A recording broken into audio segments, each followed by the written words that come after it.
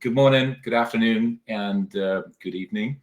I'm Joachim Koch, founder and CEO of Aspiration Marketing, a marketing agency and HubSpot partner who's helping companies grow their business with inbound marketing, SEO, PPC, web design, business development. And I want to welcome you to another 30-minute Aspiration Marketing webinar. And today's topic is review management, how reviews drive revenue. And before I hand it over to Brian Price, just a quick advertisement.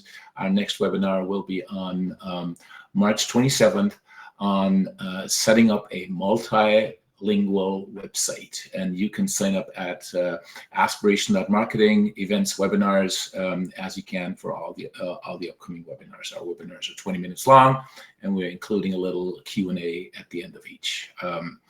Now, for today's topic, I have the absolute pleasure of introducing Brian Price. Brian is the founder and the CEO of the Reputation Lab. And Reputation Lab, and I know Brian will have much more to say about it, helps business improve their rankings and reputation by managing reviews, helping you with reviews that your business gets. Brian, take it away. Wonderful. Thank you, everybody. It's a pleasure to be here. Joachim, thanks for the nice introduction.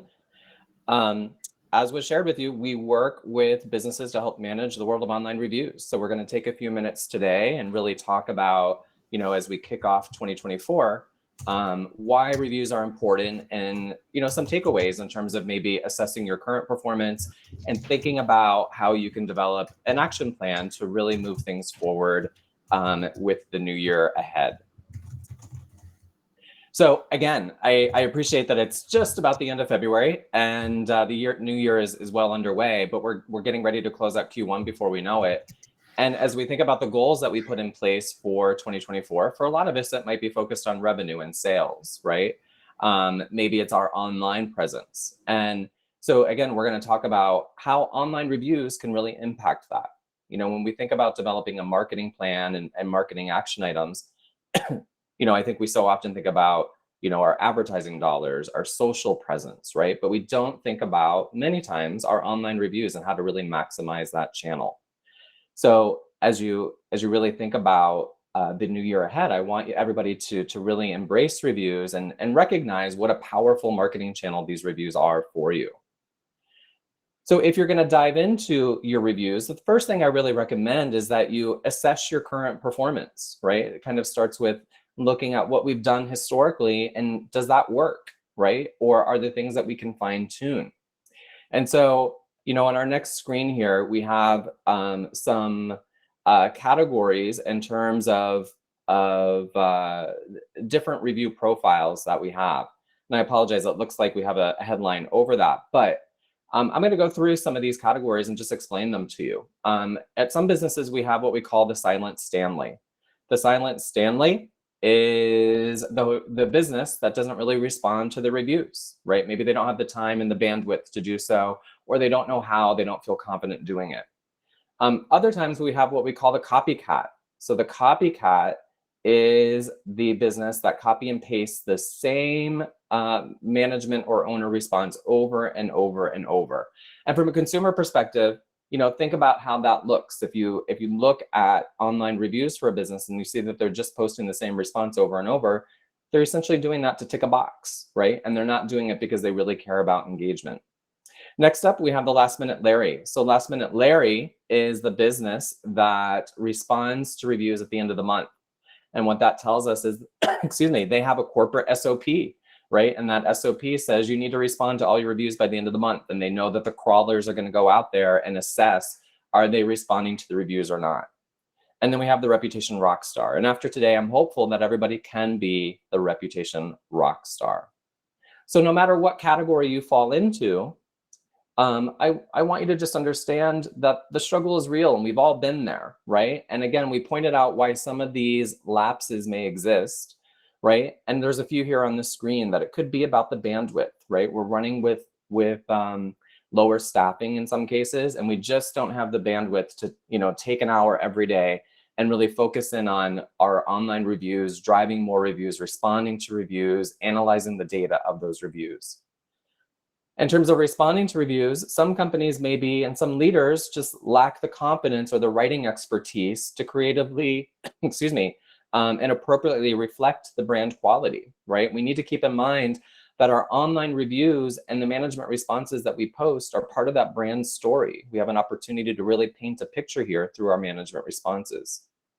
Other businesses, maybe the team doesn't place value in engaging with the customers via these online channels, which would be a shame.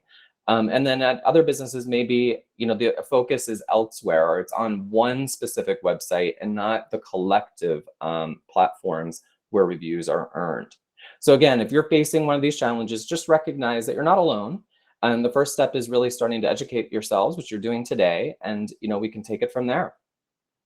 So as you continue to assess your business, there's other things that I would encourage you to look at. Pardon me, I'm sorry. Number one is the sentiment analysis, right?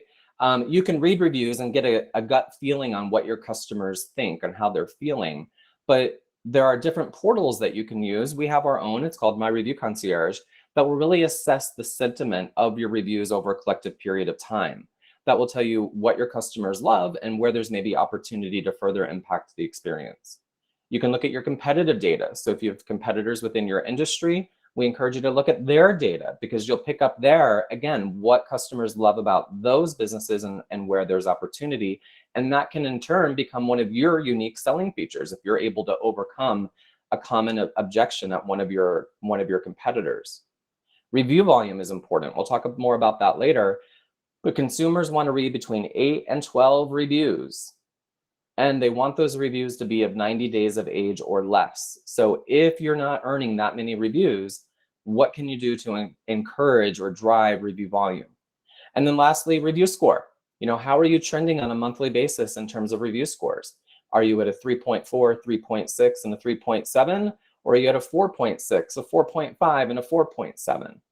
I'm sure that you can all appreciate that many consumers use a 4.0 as a common search threshold. So you want to make sure that your review scores are certainly very high.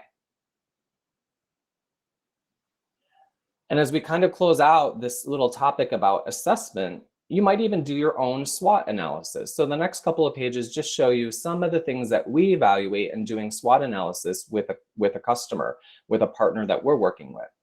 This isn't the full assessment, but I just wanted to give you a peek of some of the things that we look at.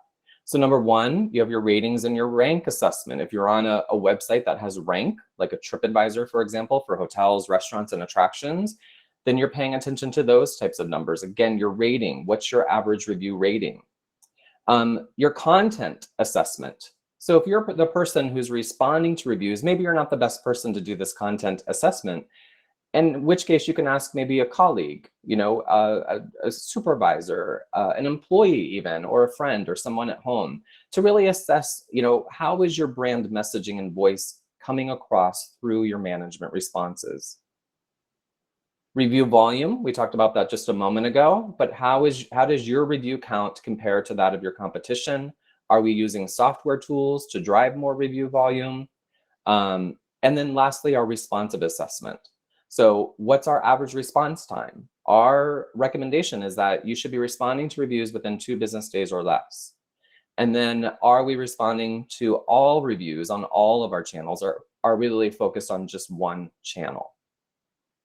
So again, assessment is kind of the first step here, is really just assessing how we're doing, and then maybe developing an action plan in terms of how we can improve our performance moving forward. So as we jump into the next few slides here, we're going to talk about strategy.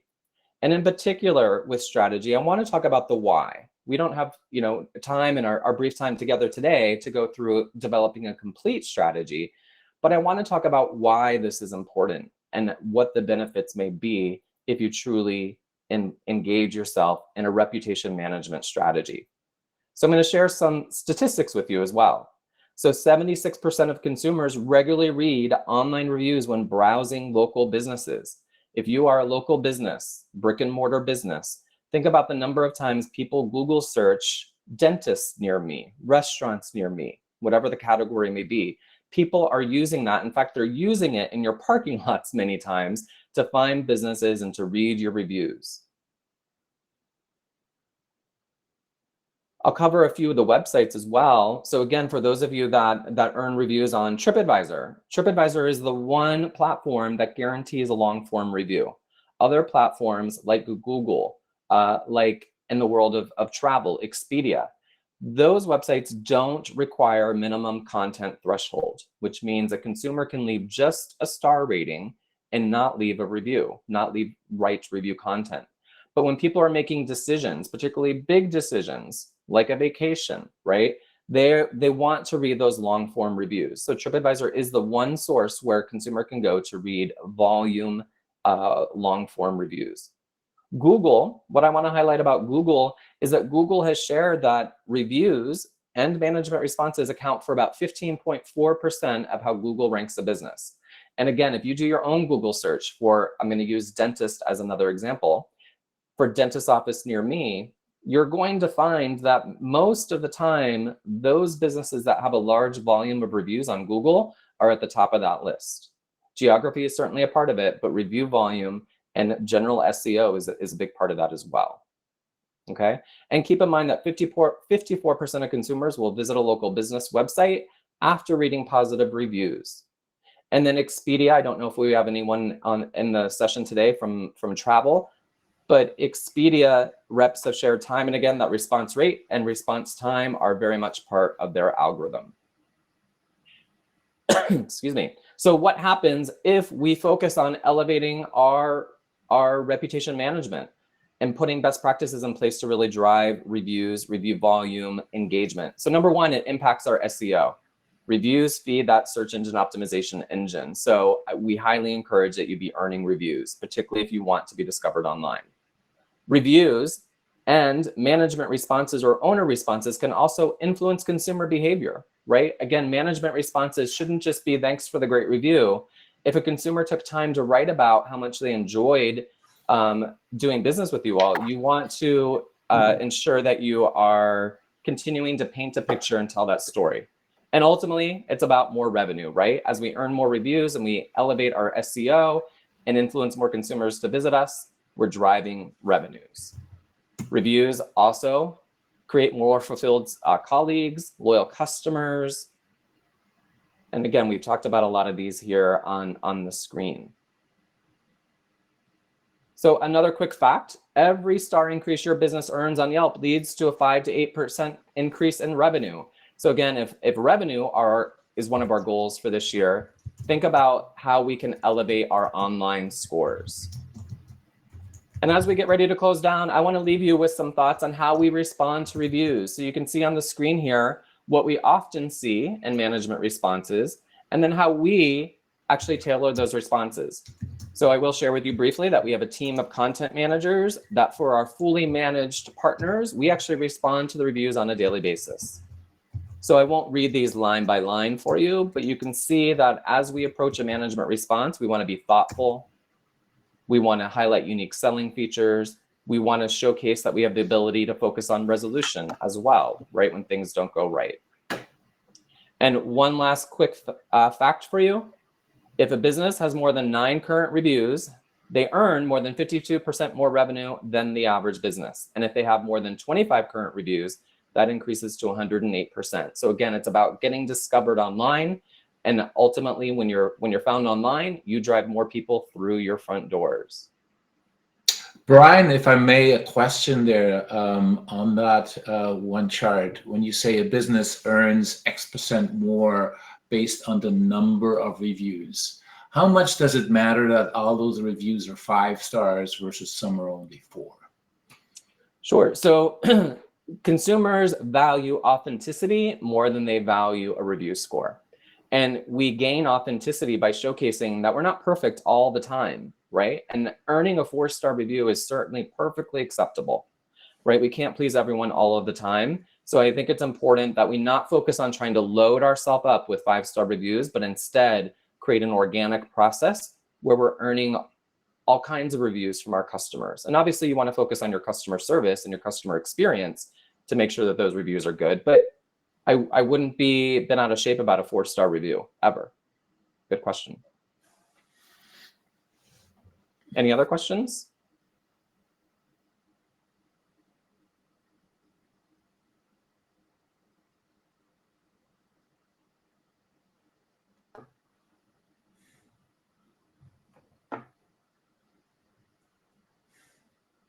So I just saw a question come up on the screen. We have a Google review that's not at all accurate. Can we do anything about this? So, I appreciate that there's always two sides to the story, right? And sometimes the customer version is different than what we believe happened within our business. And if that's the case, I totally understand. But unfortunately, websites don't remove reviews because there's two different sides of the story. And so I think it's all about how we respond to that review. And I think it's also that we need to embrace that we not get hung up on that one negative review, right? Every business is going to earn a negative review from time to time. And let's not let ourselves go down a rabbit hole about that review, but instead focus on the greater strategy that we need to earn a large volume of reviews, because if we earn a large volume of reviews, that single review that's disappointing us gets buried in the feed and it just becomes one of many. So I wouldn't be too concerned about one negative review. Good question. Okay, another question. Our product is sold on various review websites. Would you recommend that we respond to reviews for our products as well as, in this case, the business? And absolutely. If you're selling on a website that allows engagement to reviews for the product, I would absolutely respond to that product review. And then, of course, if your business is earning reviews, I would encourage that you respond to that as well.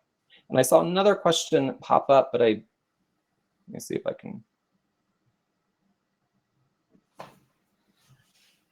Okay, so this is about what do you suggest if we have a customer threatening us with negative reviews if they don't do X, Y, and Z? So number one, I think you need to know the terms and conditions on the websites where you earn reviews. Some of the websites have blackmail policies, and I'll use TripAdvisor as an example. TripAdvisor has a policy that if a guest is threatening the business, and if the business files a blackmail threat prior to the customer sharing the review will very likely get removed. If we don't file the blackmail threat until after the review has been posted, then chances are we won't get that review removed, because the website is obviously left to wonder, was that truly blackmail or not? So if anybody is threatening you, I would encourage understand how your review websites work and file the appropriate dispute if appropriate. Okay, and how many reviews would you say is an appropriate number of reviews for our business to earn on a monthly basis?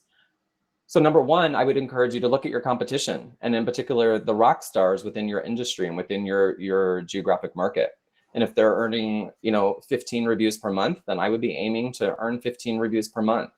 But at a minimum, I want us to keep in mind, again, what consumers are looking for. And consumers are looking for anywhere between 8 and 12 reviews, and they want those reviews to be of 90 days of age or less. So that means that at a minimum, we should be earning 4 reviews per month on each individual channel. And if we're not doing that, what proactive efforts can be put in place, i.e. QR codes, email invitation, text messaging invitations, all of which we offer through our own services. But if you're not earning that volume of reviews, that I would encourage that you find ways to do so. Okay, and another question here. You've shared a lot about best practices today, but you also share that you're a reputation management agency. Does that mean your team can execute everything we discussed today? So absolutely. So we have full services, which are offered through the Reputation Lab. Full services mean that we do everything for you. We have training that's incorporated in that. We respond to reviews every day, Monday through Friday. We provide extensive reporting as well. And then for those that want to manage the process themselves, we have a reputation management dashboard. It's called My Review Concierge. And My Review Concierge aggregates all your reviews into one platform.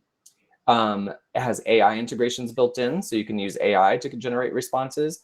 Our team of content managers, which I talked about moments ago, can also create management responses on a template basis for you and load those within the dashboard. The dashboard also gives you all kinds of great reporting. There's a widget to feed reviews onto your website, which will give your website fresh content all the time if we're feeding reviews and circulating them. And then we have tools to help you earn more reviews. Good question. Any others for today? Brian, one from me. You mentioned earlier that you encourage reviews, you encourage responses, replies to reviews, even in a reasonably short time frame.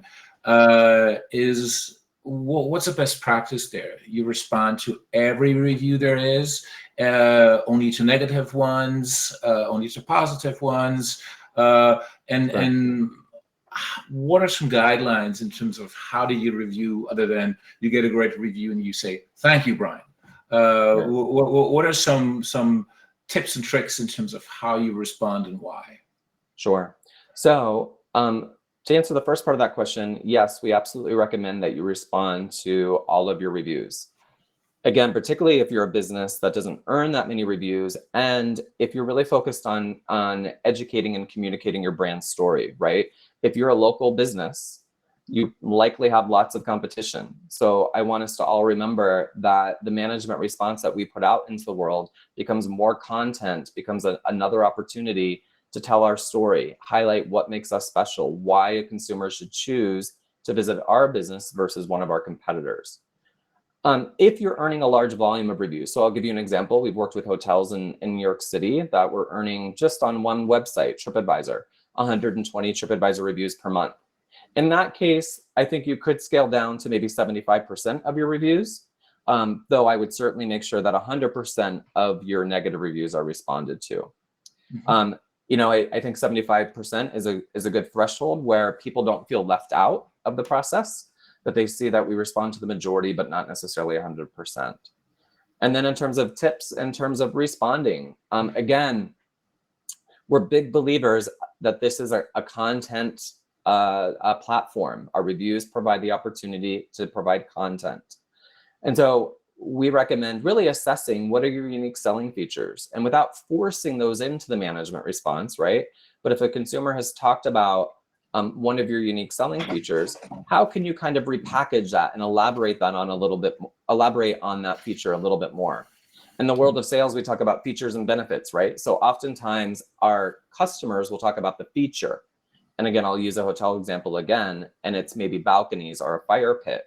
Well, the benefit is that, you can sit down with a glass of wine at the end of the day, enjoy a conversation with friends or family or colleagues beside the fire pit, right? So you want to paint that picture as opposed to just talk about the feature. Yep. Good question. Very good. Any others? I haven't seen any. So if there's no other questions, let me close it out. And if you do have questions, contact information is also on the page for the webinar sign up. You can also reach Brian.